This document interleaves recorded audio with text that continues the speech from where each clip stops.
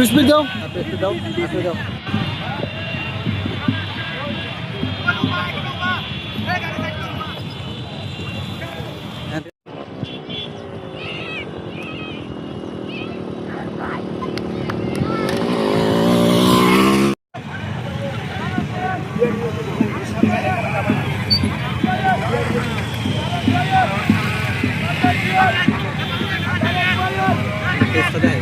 Tayo mo nang hila ni berarti.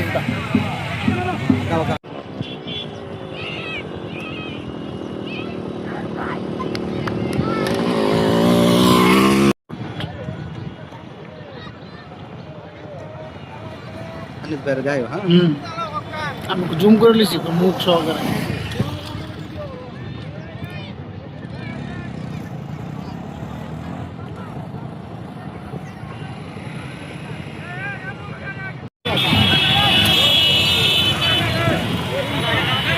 aturan dorkar to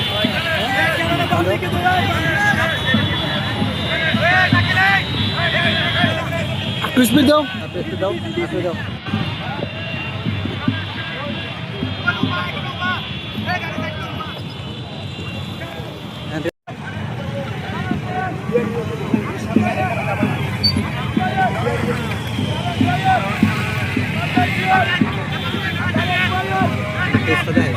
Tayo mo nang hila ni berarti.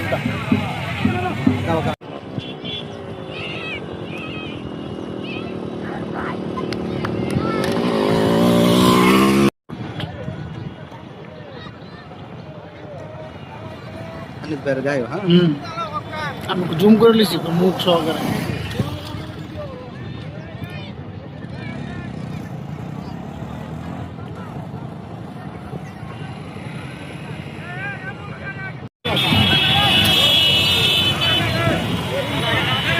aturan dorkar to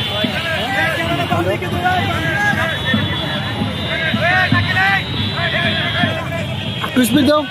daw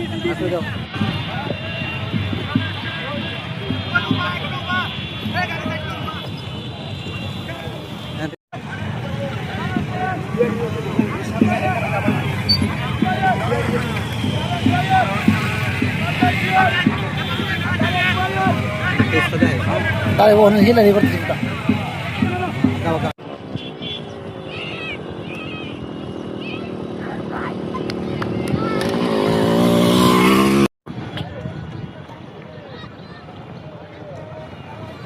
Anit बेर जायो हाँ আমি zoom করে লিছি মুখ সহকারে।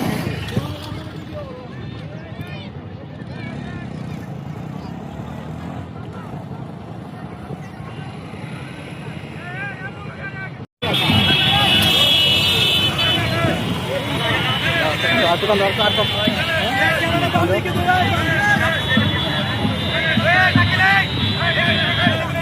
Crispy daw. daw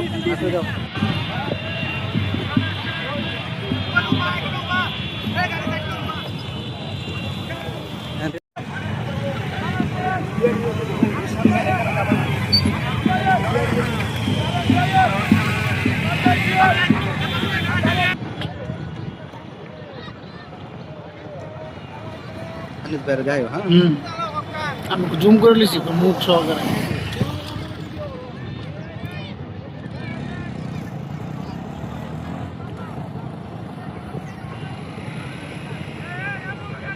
আন্দোলন সংগ্রামে আপনারা ভূমিকা রেখেছিলেন।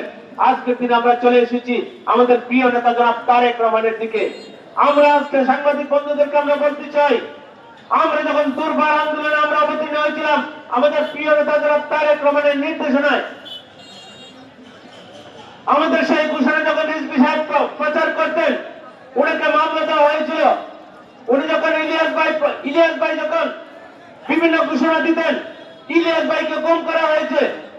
তার পরবর্তীতে যখন সালাউদ্দিন সাহেব আমাদের স্থায়ী কমিটির অন্যতম সদস্য, উনি বিভিন্ন প্রোগ্রাম ঘোষণা দিতেন, ওনাকেও গুম করা হয়েছে। আমি আজকে একটি বিশেষ গোপনীয় একটি কথা বলতে চাই।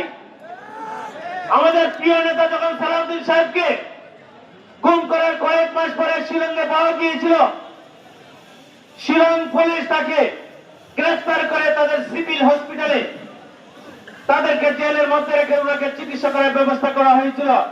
আমরা যখন শুনতে পেয়েছিলাম যেদিন ওনাকে সিভিল হসপিটালে ভর্তি করে চিকিৎসার জন্য ব্যবস্থা করা হয়েছে, পরের দিন আমি শিলং গিয়েছিলাম।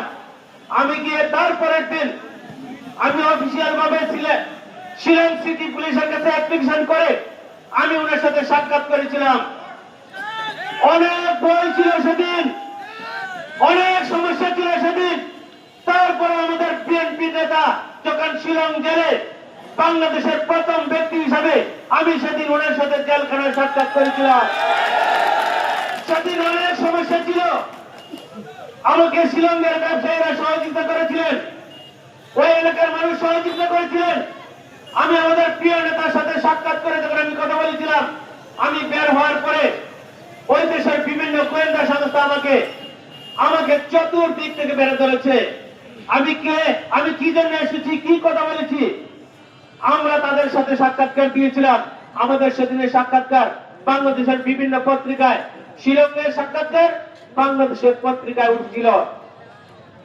আমি দেখেছিলাম সমকাল এবং প্রথম আলোতে 2015 সালের 18 তারিখ না 19 তারিখ আমার মনে নেই, আমাকে অনেক ঝুঁকিপূর্ণ ভাবে আমি সেদিন সাক্ষাৎ দিয়েছিলাম। আমার পাসপোর্টকে বর্ডারে ইমিগ্রেশন করেছে, আবার শিলং এসপি অফিসে আবার নতুন করে সিল মেরে ইমিগ্রেশন করে আবার ডাটা রেখেছে। আমাকে অনেক নজরদারিতে রাখা হয়েছিল। আমি আমাদের প্রিয় নেতার খোঁজ খবর নিয়ে আমি আমাদের নেত্রী মা বেগম খালেদা জিয়ার সাথে কথা বলেছিলাম। উনি কিছু কথা বলেছিলেন, উনি বেঁচে থাকার আকুতি জানিয়েছিলেন, মহান আল্লাহর কাছে শুকরিয়া আদায় করেছিলেন। উনি বাঁচার কথা নয়, মহান আল্লাহ শুধু বাঁচিয়েছেন। আমি সেভাবে বিশ্বাস করি আমাদের প্রিয় নেত্রী মা বেগম খালেদা জিয়া 6.5 বছর জেল কেটেছেন। আমার প্রিয় নেতা যারা তারেক রহমানকে কারা নির্যাতন করা হয়েছে, তাকে বারবার রিমান্ডে নেওয়া হয়েছে। উনি কোনদিনও আপনাদেরকে ভুলে দেননি, আপনাদেরকে পাশে থেকে আন্দোলন সংগ্রাম করেছেন এদেশের গণমানুষের মুক্তির জন্য। এদেশের গণমানুষ যাতে তাদের অধিকার, একটি ভোটের অধিকার প্রয়োগ করতে পারে, সেই জন্যই শুধু আপনাদেরকে সাথে নিয়ে আন্দোলন সংগ্রাম করেছিলেন। আপনাদের এই জামালগঞ্জ উপজেলার বিভিন্ন নেতৃবৃন্দরা 2018 সালের পূর্বে 2018 সালের সময় অনেক নাশকতার মামলা ঢুকেছেন। বিশেষ করে ভীমকালী, জামালগঞ্জ সদর সহ বিভিন্ন ভাবে নির্যাতিত হয়েছেন আমাদের বিএনপি নেতৃবৃন্দরা, বারবার কারা নির্যাতিত হয়েছেন, আমরা সে সমস্ত বিষয়গুলো আমরা দেখেছি। এখনো কিন্তু অনেক মামলা নিষ্পত্তি হয়নি, আমরা চেষ্টা করে যাচ্ছি নিষ্পত্তি হওয়ার জন্য। আমরা সুদিন চাই, আমরা আমাদের ভোট প্রয়োগ করতে চাই, আমরা নির্বাচন চাই। সেই নির্বাচনকে অনেক চ্যালেঞ্জ আমাদের প্রিয় নেতা কথা বলেছেন। আমাদের প্রিয় নেতা তারেক রহমান বারবার বলছেন দল যাকে মনোনয়ন দেয় তার পক্ষে সফল থাকার জন্য দলের অভিভাবক যিনি মুরব্বী, উনি যখন বলেছেন একজনকে প্রার্থী হিসেবে ঘোষণা করেছেন, সেই প্রার্থীকে মেনে নেওয়ার জন্য পরিবারের মুরব্বী কোন নির্দেশনা দিলে সেই নির্দেশনা পালন করে সেই সুদিন চলে আসছে আপনাদের ভোট দেওয়ার জন্য। কিন্তু চ্যালেঞ্জ রয়ে গিয়েছে, বিনা চ্যালেঞ্জে আপনাদেরকে কেউ ছেড়ে দিবে না, আমরাও কাউকে বিনা চ্যালেঞ্জে আমরা ছেড়ে দিব না। আমাদের প্রিয় নেতা যারা তারেক রহমান কথা দিয়েছেন,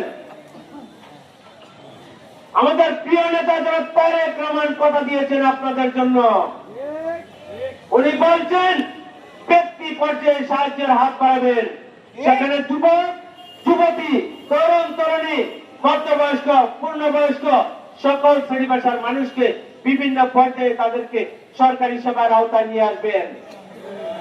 আমাদের প্রিয় নেতা কথা দিয়েছেন আমাদের প্রত্যেকটা নারী সদস্যকে, পরিবারের সিনিয়র নারী সদস্যকে ফ্যামিলি কার্ড দিবেন, চিকিৎসা কার্ড দিবেন এবং প্রত্যেকটা কৃষক ভাইদেরকে ফার্মার্স কার্ড দিবেন। উনি কথা দিয়েছেন প্রত্যেকটা এলাকায় মসজিদে ইমাম মুয়াজ্জিনদেরকে তাদেরকে সরকারি পাতার আওতায় নিয়ে আসবেন পর্যায়ক্রমে। উনি কথা দিয়েছেন আপনাদের সন্তানদেরকে 1 কোটি সন্তানকে যদি পর্যায়ক্রমে কর্মসংস্থানের ব্যবস্থা করবেন। কিন্তু উনি যা কথা দিয়েছেন, কথার আগে তো ওনার সাথে কথা রাখতে হবে। উনি 31 দফা কর্মসূচি দিয়েছেন, 31 37 দফা কর্মসূচিতে বাংলাদেশের সকল শ্রেণী পেশা মানুষের বৈষম্য দূর করবে। সকল শ্রেণী পেশার মানুষ তার সুবিধা ভোগ করবে। কেউ অন্যায়ভাবে জুলুম করতে পারবে না, কেউ বেশি দিন ক্ষমতায় থাকতে পারবে না, ক্ষমতার অপব্যবহার করতে পারবে না। আপনার দলের প্রতিনিধি, আপনার কেমন নেতা আপনার গ্রামের মানুষ জানে, আপনার আমার ওয়ার্ডের মানুষ জানে, আপনার ইউনিয়নের মানুষ জানে। আপনারা তাদের সাথে ভালো আচরণ করতেন, আমরা তাদের সাথে ভালো আচরণ করতাম, আমরা তাদের সাথে ভালোবাসার ভোট আনতাম, আমরা তাদের শীষের প্রতীককে নির্বাচন করতাম। আমরা সেদিনেই আমাদের প্রিয় নেতা আপনাদের সকল কিছুর মূল্যায়ন করবেন, সেদিনই আপনাদের সকল কিছু বাস্তবায়ন করবেন। তার আগে কিন্তু আপনাদের মহা মূল্যবান একটা ভোট দিতে হবে। প্রত্যেকটা পরিবার থেকে একটি একটি ভোট করে যখন আপনার 4,90,000 ভোট দেবেন 177টি সেন্টারে, আপনার সকল মানুষ যখন তাদের শীষের পক্ষে ভোট দিবেন, এই অঞ্চলের যিনি প্রতিনিধি পাঠিয়েছেন বিশ্বাস করে, আত্মবিশ্বাস নিয়ে, তাদের শীষের মনোনয়ন নিয়ে পাঠিয়েছেন, আজকে আমি জামালগঞ্জ উপজেলাবাসীর কাছে সেই মনোনয়নের ভালোবাসা, সেই মনোনয়ন আপনাদের কাছে আমরা হস্তান্তর করতে চাই। যে আমানত দিয়ে পাঠিয়েছেন আমাকে, সেই আমানত সাদরে গ্রহণ করুন এবং আগামী জাতীয় সংসদ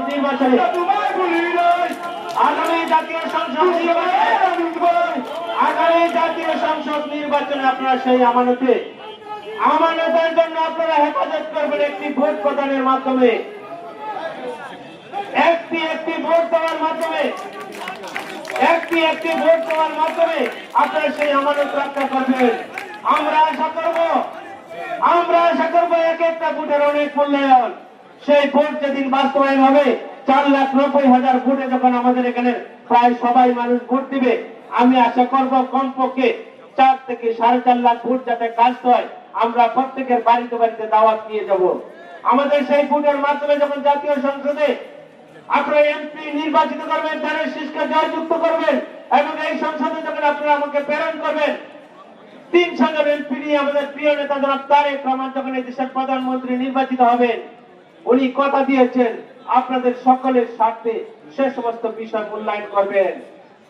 আমরা জানি আমাদের স্থানীয় পর্যায়ে উন্নয়ন কি প্রয়োজন, আমরা জানি আমাদের কৃষকদের কি সমস্যা। আমরা 23টি ইউনিয়নে কৃষক সমাবেশ করে আমরা জেনেছি জামালগঞ্জ উপজেলার পাকনার হাওরে তাদের কৃষকদের দুর্গতির কথা।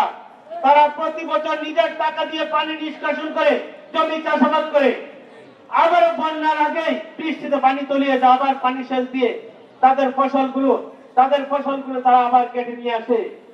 আমরা আমাদের কৃষকদের সমস্যার কথা আমরা শুনেছি, আমরা সমাধান করবো ইনশাল্লাহ। আমাদের প্রিয় নেতা কথা দিয়েছেন সর্বাগ্রে কৃষকদেরকে মূল্যায়ন করবে, তাদের স্বার্থ সমাধান করে। আমাদের প্রিয় নেতা কথা দিয়েছেন এই অঞ্চলের, এই অবহেলিত অঞ্চলের যোগাযোগ ব্যবস্থাকে কিভাবে ঢেলে সাজাবেন, সেই লক্ষ্যে উনি ভূমিকা রাখবেন। বিশেষ করে ধর্মভাষার সাথে জামালগঞ্জ উপজেলার রুরাল সড়কের মাধ্যমে উনি সংযোগ তৈরি করবেন। আমরা তাইপুরের সাথে বন্দনগরের সাথে আমরা সংযোগ স্থাপন করব। আমরা সেইভাবে আমাদের একটি যোগাযোগ ব্যবস্থা যুগান্তকারী পরিবর্তন আনতে চাই, যেখানে আমাদের কৃষকরা বর্ষায় বন্যায় সকল ক্ষেত্রে যাতে তারা সেই উড়ান সড়কটি আমাদের জামালগঞ্জ থেকে ধর্মভাষা হয়ে ঢাকা যাবে, যেখানে 160 কিলোমিটার রাস্তা কম হবে। আমাদের এই অঞ্চলের কৃষি সম্পদ যাতে, আমাদের এই অঞ্চলের বালু পাথর কয়লা সহ সকল পণ্য যাতে ঢাকা সহ বিভিন্ন রাজধানী শহরে পৌঁছাতে পারে। আমরা জানি আমাদের এখানে কৃষি সম্পদ কি কি আছে, আমাদের কাঁচামাল টমেটো সহ যে কথাগুলো বলা হয়েছে, আমাদের এই অঞ্চলের ফসল যাতে ন্যায্য মূল্য পায় সেদিকে আমাদের বিবেচনা আমরা হাত বাড়াবো। আমরা চাই আমাদের এলাকার শিক্ষা ব্যবস্থাকে